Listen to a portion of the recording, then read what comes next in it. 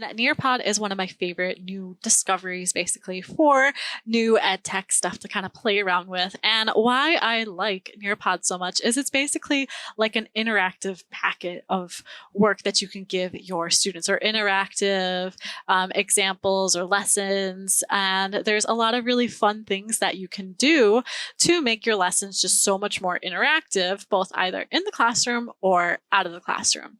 So what we're going to start off with is just looking at the Nearpod page. So when you sign up and log in and get an account, you will get this page right here. And what you'll see on this page is any lessons that you have had in the past. You'll have a button to create your own new lessons, 2 quick launch lessons, and you can also see your cards. You can also view any reports you have from previous units, so you can see that in here.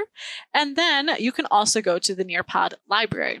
Now, this is what is so great about Nearpod, is that they have tons and tons of resources for any subject or grade. So if I was maybe I was trying to do a science lesson, especially because if we're going to be doing science remote learning, we might want something a little bit more interesting. So what I can do is maybe I'll get this bundle for 6th to 8th grade. Now, as you can see, some things you have to pay for, some things you don't. But what's really great is a lot of the products on here you don't have to actually pay for. And it's kind of like teachers pay teachers, where it's a lot of teachers that are making this content. So that makes me like a little bit more trustworthy of it, I guess. And then you can also kind of scroll down and see what is in your library. So you might have seen that I just pushed this button to add to my library. And then what I can also do is I can preview it by scrolling through it. And then I can kind of get an idea of what I am in store for. Now, after you add it to your library, you can then go to Show in My Library. And then we'll go back to this page right here. And I can see all of the lesson types that I now can play around with. So let's say I wanted my class to work on their inferring skills. So I have a couple different of options right here. I can either go back and re-preview that lesson so I can see what the slides are all about. I can edit this Nearpod specifically, and you can do that to any Nearpods. You can click on the 3 little dots and it'll give you some more information, so you can get reports, export it as a PDF. You can share it with different teachers, which is really nice. So you can help each other out, and you could also just drag it along. So maybe if you want to organize your stuff, you can. Now, when you actually go to start a lesson, what you have to choose between is 3 different options. You can either do student pace, which would be good for if this was like a week-long assignment and by the end of the week you wanted students to be done with it. And so students can work on it at any time and submit their answers, and then teachers can go back and view the report or view the lesson and see what students have then worked on. Also, you can do a live lesson, and then there's a live lesson with Zoom. I'm going to leave that for another time, and we're just going to focus on the live lesson. So to do a live lesson, you just have to click on the button that says live lesson, and then you can create a Zoom meeting if you would like. But for the most part, what I will just do is I will click on this link button, I'll copy it, or I'll click on this Google Classroom button. And what I will do is then I will just share it with my class, and then they can just either input the code like so, or they can just follow one of these links to come to my Nearpod. As students are entering your Nearpod assignment, you'll see them in this little toolbar right here. So I still obviously have nobody in here right now, but if I did, those student names would start popping up there. So it's a little bit easier to keep track of where everyone is at. You can also show or hide student names throughout the Nearpods. And then if you want to get an idea of all of the different slides that you're going to have, you can also click on this button right here. Now, to go back and forth between the slides, as a teacher, what will happen is that every time you skip ahead to a different slide, all of your student screens will automatically be pushed ahead to that slide. You can also, at any time as a teacher, switch ahead to the student view. So if maybe you have a specific question about where they're supposed to click or what they're supposed to do, you can switch to the student view and see exactly what they are seeing, which sometimes is a lot easier, especially on specialty slides like this one right here, because as a teacher, what you will get for those specialty like activity slides is a slide that will look like this. So you will see the question, so you could read it to your class and things like that. But you'll have this background image. And what is happening is that your students are also getting this image on their screens, just like we showed on this tab right here. And whenever this screen pops up for your students can then choose these tools at the bottom to basically work on this like they would any sort of worksheet that you would give them in class or any activity you would give them in class. So for example, you could have them draw with the drawing tools. You can have them use the text box and they can type in answers just like so and then move that around. They can change how big or how small the writing is as well. They can use the highlighter feature. So maybe if you're doing a reading lesson and you want students to go through a paragraph and find the specific details and things like that, then you could do that. Like for close reading and things. You can also have your students add images if you would like. And then there's also just the erase option. They can undo different things that they have done throughout the way too. And they can also completely erase everything that they have and lock or unlock different aspects that they put on there just so that they're not disappearing on them. So then after that, what you're going to want to do is on the teacher view, what you will see is a bunch of different boxes. And on these different boxes, what you can actually do with that is you will be able to see each of your students' individual worksheets. So it might say like right here, this is student 1. And student 1, I can click on their picture just like I would here. And I could see all of their work. And then I can say, okay, actually, I want you to go back and change this. You were really close, but not quite. And then you can do that for all of your other students too, as they are working. And then once you're done with slides like that, there are other slides like this quiz slide right here. And you can have students on their end, they will answer the questions for either those quiz or those little assessment sections. And again, as a teacher, you can go back and see what they would choose. So you can have multiple questions in these sections. The kids would just press next, and then they can see what their answers are. Now, since I'm just a teacher, I can't actually submit my answers for this, but you get the point with that. So then once you're done with these slides, then your students' work will stay up there unless you make a completely new assignment. So I will explain what that means. And to leave the session, just click on the arrow right there. So on this page, if you did want to see your reports, you would go up to this report page. And then for any of your old sessions that have work attached to them, you can go back in here and you can view which students did which assignments. I'm not going to click on this now just because I probably have a lot of student names that are going to pop up on screen, so I don't want to do that. But you would just come here and then you can view the session details. Now, some other really great options with Nearpod is that you can do this quick launch option. And this could be a really good, just quick activity at the beginning of like a class Google Meet. So for example, maybe you just want an open-ended question. So what you would do is you click on that quick button and then you would enter your question in, like, how are you? So maybe you're just trying to get to see how your students are doing for the day. You can add a picture here. You can enable students to record their voices for that screen. And then you would just press quick launch.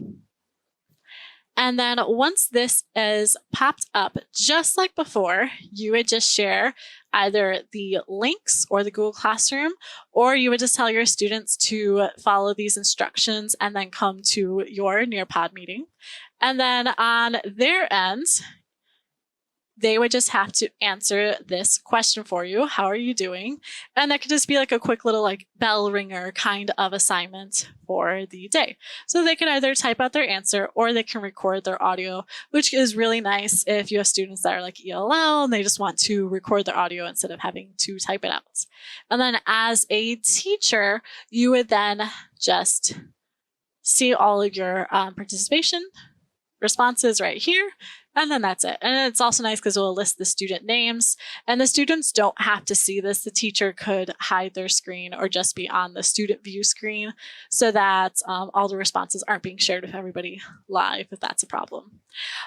So then we are going to go back to the Nearpod website, and we are then going to look at some of the other quick launch options that you have. So you can do something like a timer, a draw it, or collaborate. The collaborate options are basically just like a Padlet board. So you can make your topic. So maybe you're doing this for like a reading lesson, and it's supposed to be like a class discussion about the chapters for the week. So this collaboration board, you can also approve posts before students comment them, which is kind of nice. And then this whole board, you can just share your thoughts. So maybe if it's a group discussion, you could say, what did you think of chapter 4? And you can post that, and then other students can respond on their end. And you can also share this board as well. So it's very similar to a Padlet, but it's more like in a slides and adds like an interactive experience altogether at the same time. Another thing that you can do is you can also create your own Nearpods, and there's a couple ways to do that. So what you can do is you can press plus new, and first we're going to talk about lessons in Nearpods. So to create your own lesson in Nearpod, you would just press that button there. You can upload any files you have, but you have a lot of fun options for different slides that you can create. If you just have content slides, you can create those slides like so, and they have some really cool different slide options. Like you can have a simulation on one slide. So maybe if we're trying to do math elementary school and you're talking about area, you can have this area interactive slide added in. And then once you're ready to create and share this with your students can play this little activity. Other slides you can have are these little field trip slides. So for example, maybe I want my students to go explore the Golden Gate Bridge. I'll put that down. And then let's see what else we can do. I could also have different activities. So we can do something like time to climb. And time to climb is basically like a kind of game, and the students would have to kind of do like a quiz style competition sort of game. And that is a lot of fun for the kids to do. They really enjoy that one. Some other slide options that you have are these open-ended questions, the collaboration board, and you could also have a FlipGrid integration with it as well. So if you put in the teacher URL and the student URLs, then you could have FlipGrid integration. So there are a ton of different options with creating your own Nearpods. But what is really great about that is, let me just get back in here. Sorry about this. So then what I can do is before I send it out to my students, I can preview it so that I can just see what the students would be seeing. So for example, this is that slide where we were talking about how we can create our own like interactive slides. So I can give my students some area to kind of play around with manipulatives, even if they can't play with manipulatives, in person. So this could be a good option for that. And then you could also change up different other options. But what's really great about this type of slide is any work that a student does in this slide will be saved for you, just like I showed you before, those little interactive slide boxes that would pop up with each of your students' work. I could then go in and see what each of them is doing. So for example, if I said, make me a model that shows me a 2x2 figure, then I could see their work and decide if they did or did not do the assignments. And this makes a really good opportunity for things like formative assessments. And then you also have this, this is interesting. You also have these little kind of VR 360 options, which the kids will probably really enjoy. So you can also do something fun like this just to spice up the day. So that is one of your options. And then whenever you're done, you would just save and exit and then share with your class, just like I showed you before. Now you can also do this in Google Slides, but I'll be honest, this is a little bit more complicated. So to make a Nearpod in your Google Slides, you will open up this and it will give you the directions for how to add the Nearpod add-on. So you'll want to make sure you go to add-ons, get add-ons, and then type in Nearpod. Once you get it, you can open it. And this is kind of similar to Pear Deck if you've ever used Pear Deck, except there's a lot more options. Like for example, I could do that 360 field trip. So I would just click on the field trip. And then after that, the same options will pop up. I press done. And then this slide will have all of the kind of fun, exciting stuff. And then once you press present, sorry. Come on. All right, well, anyways, once you would press present, then your options would pop up right here, and then the kids can actually see everything that is going on. So you would just press save and go to Nearpod once you are done creating your slides. And after that, you get to share it with them, and hopefully they really, really enjoy it. So like I said, you can save and go to Nearpods, and then you can see all of your work just kind of pop up right here. And then you would just mouse over it, make sure you save those changes, and then you can launch that lesson. So this is just a little bit about Nearpods. If your students are going to be using it, they also have this option to just put it in their codes right here. So if you were to go to the Nearpod website, which you would want to make sure if your students are going to go on it, that they're going to be on this homepage, they have to put in the code right here. However, if they are not using it through this homepage, they can also go to this page. Teachers will sign in on this side. Students can just put in their code on this side. And then you can also have your students kind of test it out, kind of do like a test drive of it, just so they can kind of get used to working on it. So those are your options with Nearpod. And I know this is kind of a complicated platform, but there are a ton of options and every subject and every kind of lesson type that you can think of that you can get on this, kind of similar to Teachers Pay Teachers, but they're all like interactive lessons. So I really like this platform and I hope you guys like it too. And if you have more questions, let me know.